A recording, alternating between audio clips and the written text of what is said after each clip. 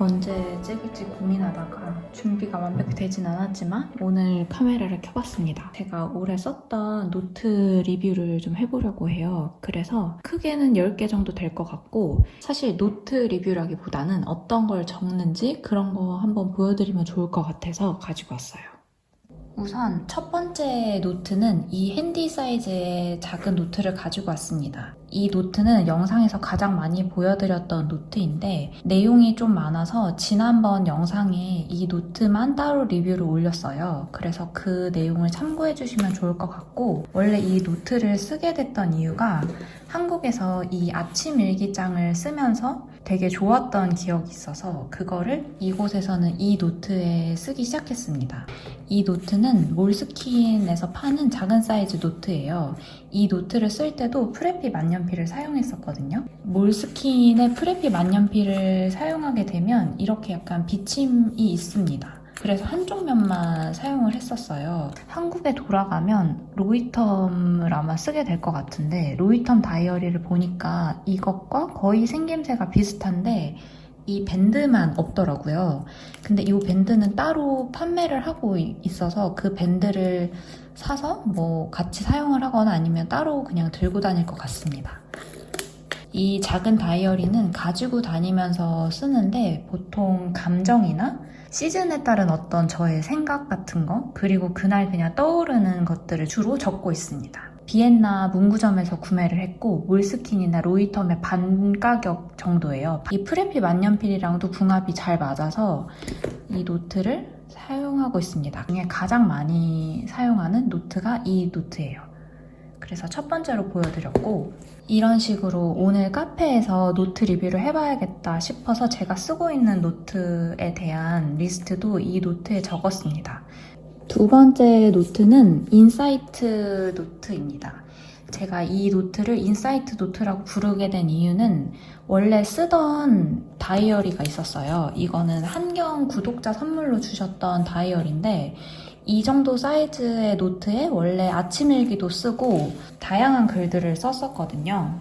뭐 독서 기록도 여기다 쓰고 인강 기록도 여기다 쓰고 저의 생각도 쓰고 학원이나 모닝 페이지 같은 것도 이 노트에다가 다 썼는데, 어떤 내용들은 다른 영상에다가 또 남겼으니 그거는 영상을 확인해 주시면 좋을 것 같고, 이 노트에 썼던 것들이 감정적인 부분도 있고, 그리고 좀 오래 기억했으면 좋겠는 이성적인 정보성 글들도 되게 많이 있어요. 뭐 작은 회사 시작하기, 그 내용의 책을 읽고 적었던 페이지인데, 이런 것들은 시간이 지나도 이 부분을 다시 챙겨보고 싶을 때가 있잖아요.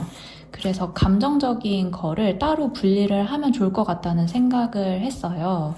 이 노트가 이렇게 두 가지로 분리가 되었다고 생각해 주시면 좋을 것 같습니다. 이 노트에는 조금 더 감정적이고 뭐 저의 생각 같은 것들이 많이 적힌다면, 이 노트는 이제 집에서 주로 사용을 하는 노트인데 독서 기록이나 인강 같은 것들, 정보에 관련된 거, 그리고 좀 오래 보고 싶은 것들, 또는 뭐 롱블랙 같은 아티클을 읽으면서 쓰는 내용들이 이 노트에 담겨 있습니다. 양지사의 크리에이티브 365라는 제품인데 부드럽고 많은 양의 글을 필기하기에도 좋고 표지도 좀 고급스럽고 가름끈도 있고 이런 밴드도 있어서 되게 좋더라고요. 다음은 이 양지사의 유주얼이 25인데 스케줄러로 사용했던 노트예요. 근데 이거는 최근에는 사용하지 않고 연초에 되게 열심히 사용을 했었거든요.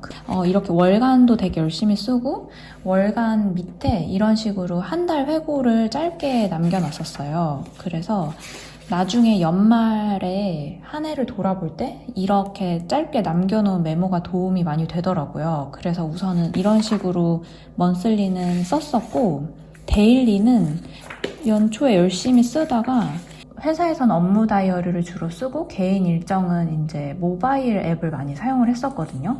근데 이렇게 쓰다 보니 개인 일정이랑 지금 업무랑 혼재되어 있는 상태여서 이 다이어리 구성이 너무 좋은데 제가 완벽하게 소화하지 못하고 있는 것 같더라고요. 그래서 그런 것들이 좀 아쉬웠고 포스트잇이나 다른 곳에 쓰는 거를 다이어리에다가 좀 체계적으로 적어보려고 생각 중입니다. 대신에 제가 요즘 쓰는 거는 이 먼슬리를 사용합니다. 제가 엑셀로 만든 완전 심플한 양식에 쓰고 있거든요. 이게 되게 별거 없는데 여기다가 쓰면 일단은 긴 텀으로 프로젝트 일정을 파악하기에도 좋고 어느 정도 왔는지 보기에도 좋고 부담 없이 쓸 수 있어서 이렇게 낱장 하나만 테이블 위에 올려놔도 스케줄 관리가 잘 되더라고요. 100일짜리도 있고 원하는 대로 뭐 8주나 6주 이런 식으로 늘려서 쓰기도 해요. 그런 경우에는 하나의 테마를 가지고 쭉 쓴다거나 운동한 것만 쓴다거나 식단 기록만 쓴다거나 이런 식으로 한 가지 챌린지를 할 때 도움을 받는 달력 양식이기도 합니다. 목표를 하나나 뭐 2개만 정해놓고 그 내용만 쭉 적게 되면 내가 얼마나 그 목표를 달성하기 위해 노력했는지가 뚜렷하게 보이더라고요. 예를 들면 운동이나 명상, 식단이나 부동산 공부를 할 때도 캘린더 양식을 활용해서 얼마나 많은 시간을 그 목표를 이루기 위해 사용을 했는지 점검하면서 사용을 했습니다. 이것도 몇 번 보여드렸던 10년 일기장입니다. 제가 30살 때 이걸 구매해서 30대에 이거를 써보자 시작했어요. 이게 구성이 이런 식으로 한 페이지에 20년 1월 1일, 21년, 22년 이런 식으로 10년을 한 페이지에 볼 수가 있어요. 매일 쓰지는 않고 어떤 특별한 이벤트가 있을 경우에 이 10년 일기장을 쓰는 편입니다. 그리고 하나 더 제가 추가로 기록을 하고 있는 거는 2022년 매월 기억에 남는 일, 2023년 매월 기억에 남는 일, 2024년 기억에 남는 일, 1월, 2월, 3월, 4월 이렇게 월별로 기억에 남는 일들을 뭐 키워드나 어떤 짧은 글로 남겨요. 그래서 1년을 회고할 때 이거를 보는 편이고 뭐 올해 이룬 거나 잘한 거, 아쉬운 것 이런 것도 같이 짧게 적어서 내년 목표를 세울 때 도움을 받는 편입니다. 이렇게 돌아보면 별걸 안 하면서 지낸 것 같지만 되게 많은 것들을 해내고 있구나 그런 거에 대해서 느낄 수 있어요. 그리고 다음은 이 미도리 MD 노트예요. 이거는 여행 다이어리로 쓰고 있는데 PVC 커버를 껴놨고 비엔나 우표예요. 이거 되게 패브릭으로 되어 있는데 귀여워서 우체국에서 4.65유로를 주고 구매를 했습니다. 이것도 무용지물인데 되게 예뻐서 일단 넣어놨고 이거는 쓴 지 오래되진 않았고 지난달에 스페인 여행 갔다 와서 쓰기 시작했어요. 얼마 전에 파리 여행을 갔다 와서 파리 여행 기록이 남아 있습니다. 이런 사진들은 제가 기억에 남았던 부분들을 출력한 거예요. 일반 A4 용지에 집에서 출력을 해서 화질이 좋진 않은데 이렇게 기억하기에는 좋더라고요. 그래서 자켓 뽑아가지고 이 여행 일기장에 같이 붙여놓았고 이런 식으로 지도를 같이 붙이면 더 재미있더라고요. 그래서 이런 것도 붙여놨고 구매하면서 받았던 스티커나 명함 같은 것도 붙였고 짧게 코멘트를 남기기도 하고 영수증은 되도록이면 안 붙이려고 하는 편인데 너무 멋있었던 영수증은 이렇게 붙여놨습니다. 영수증 같은 경우에는 캔들을 이렇게 문지르면 코팅이 된다고 하더라고요. 포스트잇을 이용해서 짧게 코멘트를 남기기도 합니다. 우선은 여기까지 썼어요. 다음 여행도 여기에 좀 남겨서 이게 다 차면 한 번 더 보여드리도록 하겠습니다. 오거나이저빗 요 밴드를 껴놨습니다.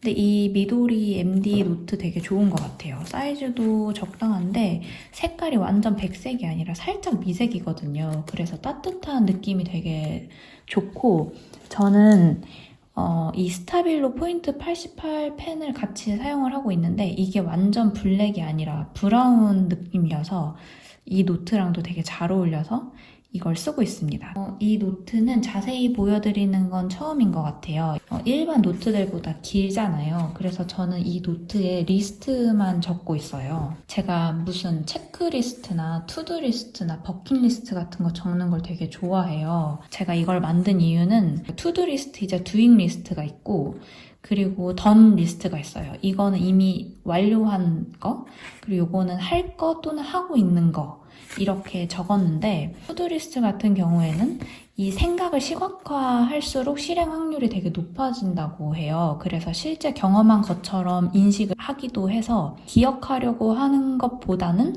행동으로 옮기기 쉽게 리스트업을 하는 겁니다. 그래서 내가 원하는 삶의 방향을 좀 눈으로 확인할 수 있는 기회, 계속 반복되거나 나의 패턴 같은 것들을 파악을 하면서 내 욕망이나 가치관, 삶의 우선순위 같은 것들을 파악하기에 되게 좋더라고요. 그리고 이제 머릿속에 있는 것들을 밖으로 꺼내서 좀 뇌가 여유를 찾을 수 있도록 하는 역할도 합니다. 던 리스트, 이미 완료한 거를 적는 거는 예를 들면 뭐 독서 했던 거에 대한 리스트 또는 뭐 이룬 것들, 실패한 것들, 그런 리스트 같은 경우에는 성장 흔적, 그리고 뭐 성취감 같은 거 느끼기에도 좋고 저한테 동기부여가 되기도 하고요. 그리고 나는 꾸준히 움직이고 있는 사람이라는 거를 이 리스트를 보면서 느낄 수 있게 되어서 그게 되게 자기 효능감에 좋더라고요. 계획과 실행의 균형을 찾는 것도 좋은 것 같아요. 예를 들면 뭐 하려고 하는 투두 리스트만 많고 던 리스트가 없는 경우에는 실행력을 발휘한다거나 그런 식으로 밸런스를 맞추는데 되게 좋았던 것 같고, 인생에 뭐 버킷리스트나 어떤 나의 뭐 실패 리스트나 도전 리스트 같은 경우에는 나의 서사가 완성이 되는 거여서 그런 점들을 많이 찍어서 이제 라인이나 어떤 장면으로 연결시키는 거죠. 뭐 나의 인생 포트폴리오가 되는 그런 리스트 책입니다. 첫 번째는 버킷리스트를 적었어요. 자산 형성되는 트래킹 하는 리스트도 있고, 비엔나에서 할 비엔나 버킷리스트, 이 버킷리스트 옆에 지금 실행으로 옮길 수 있는 가장 쉬운 거, 넥스트 스텝을 같이 적으면 좋다고 하더라고요. 그래서 그런 거를 같이 적어보려고 하고, 이렇게 완료된 것들은 옆에 코멘트와 함께 적었습니다. 그래서 오른쪽에는 일단 리스트를 적었고, 왼쪽에는 그거에 대한 어떤 작은 메모 같은 것들을 적으려고 이렇게 공간에 남겨두었어요. 퇴사 후에 진행했던 이제 외주나 협업 업무 같은 것들도 적어 놓았고, 여행 리스트, 그다음에 비엔나에서 읽은 독서 리스트, 실패 리스트. 오늘 당신은 어떤 용기를 내었는가 책을 읽었는데 실패 리스트를 적는 거를 추천하시더라고요. 완성된 결과물보다 그 결과물을 만들기까지 여정이 중요하잖아요. 그래서 좌절과 도전이 쌓여야 마침내 배움으로 연결되고 응고가 되기 때문에 실패하고 이제 새로운 시도를 했던 것들을 적어 놓으면 좋다고 합니다. 인생 주요 포인트 리스트도 만들었습니다. 나에게 일어난 멋진 일들을 저장하는 페이지인데요. 작고 큰 성공을 의미하는 페이지예요. 멋진 일이 일어났을 때 그걸 머릿속에만 저장해두면 3개월 가지 못한다고 해요. 그래서 그런 것들을 잊지 않고 뭐 우울과 비판 모드로 들어가지 않게 하기 위해서 이 인생의 주요 포인트, 이제 멋진 일들을 저장해놓는 페이지도 만들었습니다. 이런 식으로 리스트만 적는 노트를 보여드렸어요. 이 두 개 노트는 브랜드에서 협업으로 선물로 보내주신 가이드가 있는 영감을 주는 노트예요. 이 두 개를 잘 쓰고 있어서 보여드리려고 가지고 왔습니다. 첫 번째는 이 데이 앤 나잇 50일 영어 필사 책인데, 이런 식으로 마인드 컨트롤에 도움이 되는 영어와 그 번역본이 같이 나와 있습니다. 그리고 이렇게 쓸 수 있는 공간이 있고 코멘트가 같이 남겨져 있어서 어떤 생각 정리를 하는데 도움이 되는 영어 필사책이에요. 공허감은 스스로 뒤처지고 있다고 느낄 때 찾아오기도 한다. 하지만 다른 이의 보폭에 맞추지 말자. 나의 리듬을 찾아가 보자. 이게 다 무슨 의미가 있어? 하는 날이 있는데 그거는 어쩌면 내가 더 성장했기 때문에 찾아온 변화일지도 모른다. 나의 성장에 걸맞는 새로운 의미를 찾아보자. 모든 것이 무의미하게 느껴진다는 건 기존에 가졌던 의미들보다 당시에 더 성장했다는 뜻일 수도 있어요. 길지 않은 문구가 적혀 있고 그거를 짧게 필사를 하면서 이렇게 생각 정리를 할 수 있습니다. 이런 거를 통해서 글쓰기를 해보는 것도 좋을 것 같아요. 그리고 두 번째는 100일 야사인데 이것도 100가지의 질문이 들어있는 노트예요. 요즘 가장 큰 고민은 무엇인지, 그 고민이 시작되는 시기는 언제이며 해답을 찾기 위해 무엇을 하고 있는지, 이 순간 나를 둘러싼 환경 중 단 한 가지를 바꿀 수 있다면 무엇을 바꾸고 싶은지, 이런 식으로 질문이 100가지가 나와 있어요. 나와 더 친해질 수 있는 그런 글쓰기를 할 수 있는 영감을 주는 노트여서 이것도 같이 잘 사용을 하고 있습니다. 그리고 이것도 한번 보여드렸었는데 이거는 남편이랑 쓰는 교환일기장 같은 다이어리입니다. 연애 시절에는 사실 그 연애 편지를 주고받잖아요. 근데 결혼을 하고 나니까 그게 뭔가 큰 의미가 없는 느낌이라고 해야 될까요? 약간 보관하는 것도 되게 번거롭고 편지지 사는 것도 조금 둘 다 좀 귀찮아진 거예요. 그래서 저희가 이제 9년 좀 넘게 만났는데 결혼한 이후부터는 이 다이어리에다가 같이 기록을 하고 있습니다. 이 문구가 너무 귀여워서 이 노트로 골랐습니다. 이렇게 무지 노트예요. 신혼여행 가서 호텔에서 이런 메모지 같은 거 있잖아요. 그래서 같이 여행 가면 짧게 서로 편지를 써서 가지고 와서 이 노트에 붙여놓습니다. 사진 같은 것도 좀 출력해서 같이 붙여놓고 단기 목표나 장기 목표도 이곳에 같이 적어놓기도 해요. 그리고 같이 카페에서 이야기하면서 이렇게 적었던 메모도 좀 오랫동안 보고 싶은 거는 이렇게 뜯어서 이 다이어리에다가 붙여놓기도 했어요. 그리고 이것도 다른 호텔에서 적어온 메모. 그리고 저희가 9주년 때는 이곳에다가 각자 편지를 썼습니다. 이거는 나중에 보면 재밌을 것 같아서 이 다이어리도 틈틈이 적고 있습니다. 그리고 마지막 노트는 이 애플 노트를 보여드리려고 해요. 이 핸디 노트만큼이나 많이 쓰는 게 애플 노트거든요. 메모 앱과 리마인더를 되게 많이 사용을 하는데 일단 언제 어디서든 기록을 할 수 있다는 거가 가장 큰 강점?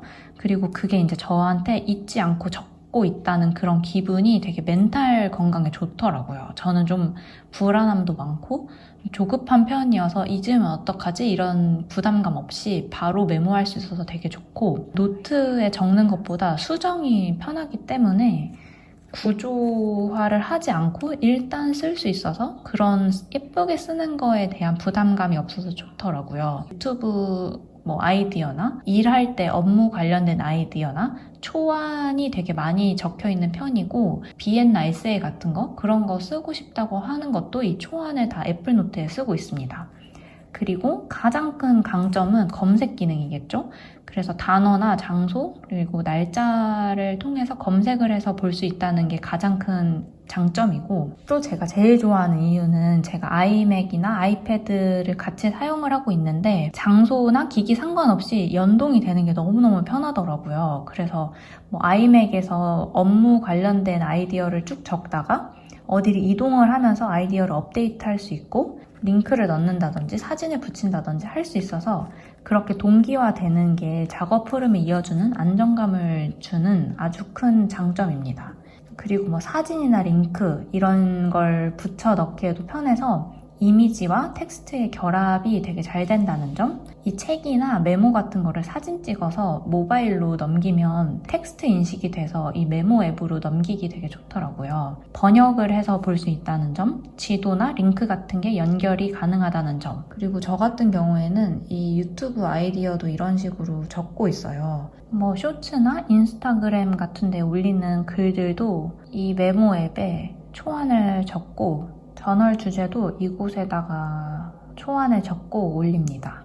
그리고 가끔 이렇게 뭔가 아이디어가 떠올랐을 때 메모하기 좀 번거로울 때 있잖아요.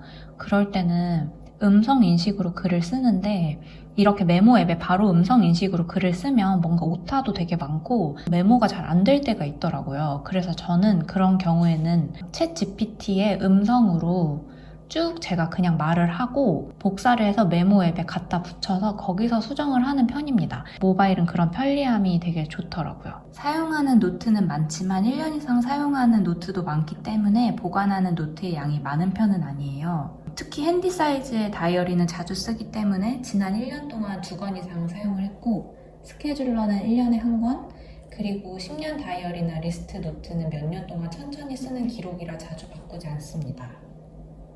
그래서 내년에도 아마 지금 소개해드린 10권 중에 작은 다이어리와 스케줄러 정도만 바꾸고 인사이트 노트만 1권 정도 추가로 더 쓸 수도 있을 것 같아요. 저는 이렇게 매일 쓰는 노트와 오래 이어 쓰는 노트를 나눠서 부담 없이 자연스럽게 보관하고 있습니다. 회사 다닐 때에는 스케줄러 대신에 업무 다이어리와 디지털 기록, 그리고 낮장 캘린더를 위주로 사용했고, 업무 다이어리는 버리지 않고 본가에 두고 왔는데 아마 버릴 것 같아요. 낮장 캘린더는 모두 버렸습니다. 버리는 기준은 지금 삶이나 작업에 영향을 주는 몇 것만 가까이 두고, 현재 더 이상 저와 연결되지 않은 예전 기록들은 버리거나 본가에 보관 중이에요. 지나간 메모를 억지로 다시 보거나 다 챙겨야 한다는 압박은 크게 느끼지 않으려고 합니다. 사진과 함께 기록하는 연관 회고나 오래 남기고 싶은 기록 또는 다시 찾아볼 것 같은 내용은 블로그나 온라인에 정리해두는 편입니다.